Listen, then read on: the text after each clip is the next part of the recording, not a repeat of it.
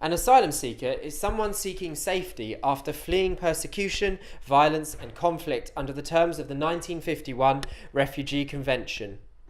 It is perfectly legal to be an asylum seeker.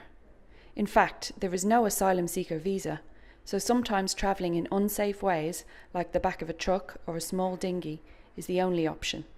The UK doesn't have a very high number of asylum claims. Only 3% of European asylum claims have been in the UK so far in 2016. To apply for asylum in the UK, people have to provide a lot of evidence about their situation, which can often be traumatic as they are forced to relive events like torture or rape.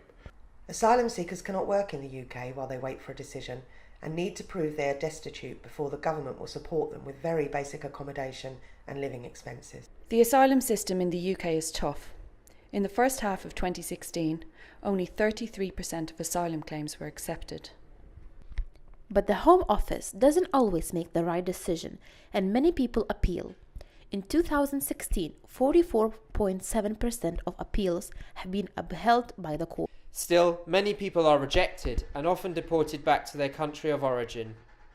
In the UK, a person is officially a refugee when they have their claim for asylum accepted by the government. Refugee status gives people leave to remain in the UK for 5 years. Other refugees also come to the UK directly from refugee camps.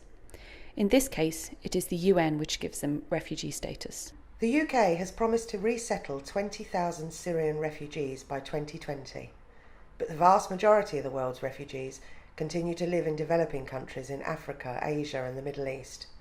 Only 14% of refugees live in developed countries.